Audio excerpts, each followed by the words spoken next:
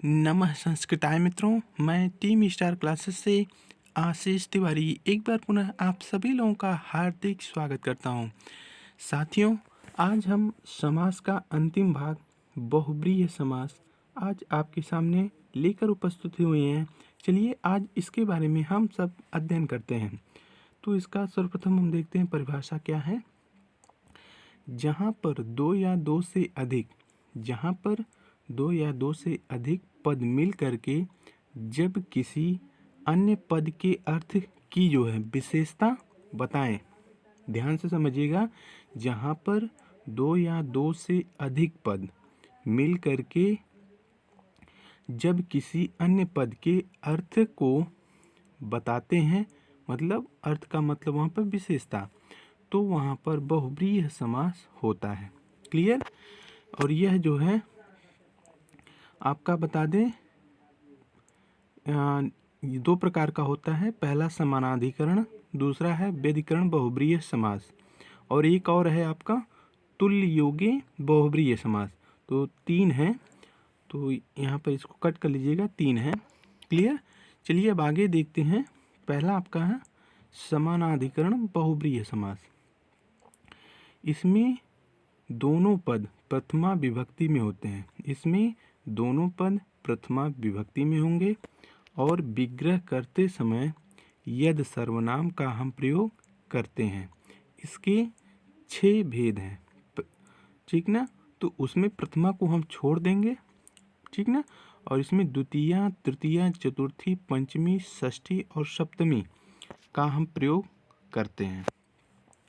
चलिए देखते हैं इसके बारे में। द्वितीया का हम ले रहे हैं, इसमें है प्राप्तोदकम, ठीक ना। तो प्राप्तोदकम यानी प्राप्तम उदकम यश स। प्राप्तम मतलब प्राप्त करना, उदक मतलब पानी, यम मतलब जिसके द्वारा, स मतलब वह, ठीक ना। तो हमें जो पानी प्राप्त जिसके माध्यम से हो, वह क्या क्षेत्र है, वह आपका गांव है। मतलब तीसरा जो है इंडिकेट कर रहा है तीसरे जगह की, ठीक ना।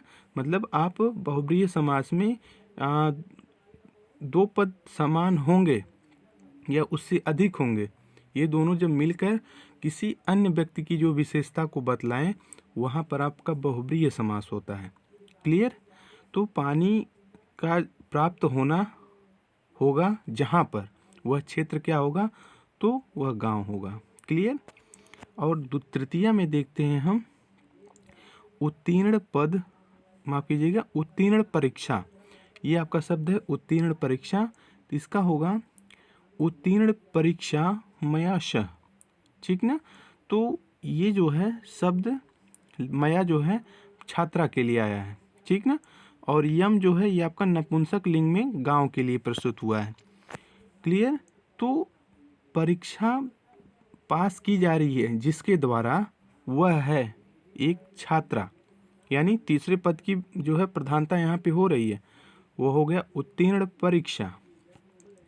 क्लियर। चलिए अब आगे देखते हैं चतुर्थी में। तो दत्त धनम यस्मै स, तो ये होगा दत्त धनम। तो दत्त धनम का जो है हम इसका जब खंड कर रहे हैं, विस्तारित रूप उसका देंगे, तो दत्त धनम यस्मै स, तो इसका होगा दत्त मतलब देने के लिए धन, ठीक ना। धनम धन, यस्मै जिसके द्वारा वह है। तो हम जो है धन जिसको हम दे रहे हैं वह कौन है, तो वह एक भिक्षुक होगा, गरीब होगा। क्लियर। तो उसको जो है हम धन दे रहे हैं, मतलब तीसरे की व्याख्या कर रहा है। क्लियर। और पंचमी की हम बात कर दें निर्धन, तो निर्गतम धनम यस्मात् स, तो निर्गत मतलब चला जाना, निकल जाना, धनम मतलब धन, यस्मात् मतलब जिसके लिए या जिसके द्वारा गया, उसके मतलब यहाँ निर्धन की बात हो रही है ना, तो जो है निर्धन के पास से वो धन जो है चला गया। तो निर्गतम धनम यस्मात् स, तो जिसके पास से जो है धन चला जाए, ठीक ना, तो वह क्या होगा, गरीब हो जाएगा ना, वो निर्धन हो जाएगा। क्लियर। चलिए अब यानी इसको हम गरीब समझ लीजिए आप निर्धन को। और आगे आपका है षष्ठी में। तो ये देखिए पंचमी का जो हमने बात की, अस्मात में आपका क्या है, तो पंचमी है सब लगा हुआ है, ठीक ना। जैसे बालकात है ना, वहाँ इसे यहाँ पे पंचमी में अस्मात लग गया। चलिए अब आगे देखते हैं षष्ठी में। तो पीताम्बर, पीतम अम्बरम यशस है, पीला वस्त्र हो जिसका वह होगा श्री कृष्ण भगवान। क्लियर। चलिए अब आगे देखते हैं हम। सप्तमी में वीर पुरुष है, वीरा पुरुषा यशस है, वीर पुरुष हो, वीर पुरुष हो वह क्षेत्र। क्लियर। तो वह क्षेत्र होगा आपका गांव। तो जहाँ पर वीर वीर पुरुष निवास करते हों वह होगा एक गांव, ठीक ना। या शहर भी हो सकता है या कस्बा भी, आपको जो भी आप समझ लें। तो वह क्षेत्र आपका गांव होगा, वहाँ पर आपके वीर पुरुष रहेंगे। मतलब तीसरे वर्ड की जो है व्याख्या कर रहा है। क्लियर। चलिए अब आगे देखते हैं। व्याधिकरण बहुब्रीहि समास, जिसमें पूर्व पद प्रथमा में हो तथा जिसमें उत्तर पद षष्ठी या सप्तमी में हो उसे व्यधिकरण बहुब्रीहि समास कहते हैं। तो देखते हैं, एक शब्द है आपके सामने चक्रपाणी। तो चक्रम पाणौ यशस। क्लियर। अर्थात विष्णु जी। अब ये चक्रपाणी धारण मतलब आपका जो चक्र को अपने पाणी में, अपने यानी अपने हस्त में यानी हाथ में धारण किए हों वह है कौन, तो श्रीहरि विष्णु जी। क्लियर। और आगे है आपका चंद्रशेखर, चंद्रशेखरे यशस। तो चंद्रमा जिसके शिखर पर सुशोभित होता है वह है तो भगवान शंकर जी, नीलकंठ महाराज। और आगे है आपका वीणापाणी, वीणा जिसके हाथ में सुशोभित होती है, जिसके हाथ में पाई जाए वह कौन है, तो सरस्वती जी। मतलब तीसरे का व्याख्या कर रहा है, ध्यान से समझिएगा, ये व्यधिकरण बहुब्रीहि समास में होगा। और आगे है आपका धनुष्पाणी, धनुषम पाणौ यशस। तो यहाँ पर आपका राम। तो धनुष को कौन धारण करता है, राम जी राम जी ही धारण करते हैं ना। तो धनुष जिसके हाथ में हो वह होगा राम। क्लियर। चलिए अब आगे है आपका धर्मनिष्ठ, धर्मनिष्ठा यशस, यह होगा युधिष्ठिर, युधिष्ठिर। धर्मनिष्ठा यशस है, धर्म पर जो अपने स्थिर हो वह है कौन, युधिष्ठिर। सत्यनिष्ठा ज्ञाने निष्ठा यशस। क्लियर। तो सत्यनिष्ठा या माफ कीजिएगा, सत्य यहाँ पर ज्ञान हमने लिख दिया है, तो सत्यनिष्ठा यशस है। तो जब जो सत्य की निष्ठा पर टिका हो, अस्थाई, वो है कौन, तो वह है ज्ञानी। क्लियर। चलिए अब आगे देखते हैं, आपका एक और बचा है तुल्य योगी बहुब्रीहि समास। अब इसके बारे में हम देख लें। तुल्य योगी बहुब्रीहि समास ये क्या कह रहा है, जब समास में सह यानी साथ, सह जो है आपका संस्कृत शब्द है, सह मतलब होता है साथ। जब समास में सह का योग होता है तो वहाँ तुल्य योगी बहुब्रीहि समास होता है। अब इसको आप भी नोट करते चलिएगा। जैसे आपका शब्द आपके एग्जाम में दे दिया सुपुत्र, अब आपको ऑप्शन बना दिया तत्पुरुष समास या फिर आपका कर्मधारय समास, द्वंद्व समास या बहुब्रीहि समास।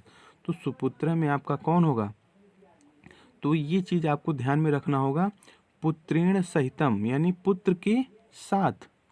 पुत्रेण में आपका तृतीया लगा हुआ है, ठीक ना। बालकेन वैसे आपका पुत्रेण, पुत्रेण सहितम। तो जो है आपका पुत्र के साथ, ये शब्द आपको सुपुत्र ऐसे आपको दे दिया गया जाएगा और ऑप्शन में आपको बहुब्रीहि समास मिलेगा, तो उसको आप ट्रिक करना। क्लियर। तो इस तरह आपका सह के साथ योग में जो है आपका बहुब्रीहि समास होगा। और आगे है आपका साग्रज, अग्रजेन सहित। मतलब आपके अग्रज बड़े हों या छोटे हों या फिर आपके मझले क्रम के हों, तो वहाँ पर जो है आपके साथ ही होंगे, ठीक ना। तो वहाँ पर स अग्रज है, तो अग्रजेन सहितम, अग्रज के साथ, सपरिवार है। अब आप हमेशा बोलते हैं ना अपने घर परिवार में सपरिवार है, वो अपने परिवार के साथ आए थे। तो वहाँ पे देखिए सीधा सीधा लिखा हुआ कि नहीं, परिवारेण सह, परिवारेण सहितम। तो परिवार सहित वो हमारे घर पर पधारे थे। अब इससे सटीक उदाहरण अब आपको हम क्या बताएं, यहाँ मतलब सह के योग में हमेशा बहुब्रीहि समास होगा, जहाँ पर साथ की बात आए। इससे आपको समझना होगा, और एक प्रकार से आप ट्रिक ही समझ लीजिए बहुब्रीहि समास का, कि जहाँ पर सह का मैटर किसी भी शब्द में आपको दिखे तो सीधा आंख मूंद कर मानिए, गलत नहीं होगा, बहुब्रीहि समास आपका सही होगा। तो आज हमने बहुब्रीहि समास यहीं तक इसको हम समाप्त करते हैं। फिर अगले भाग में हम आपको नए चैप्टर के साथ हम पुनः उपस्थित होंगे। तो आज का वीडियो आपको कैसा लगा, अपना एक प्यारा सा सलाह कमेंट सेक्शन बॉक्स में हमें ज़रूर प्रदान करिएगा। फिर मिलते हैं अगले भाग में। अपना ख्याल रखिए। Take care. जय हिंद, जय भारत।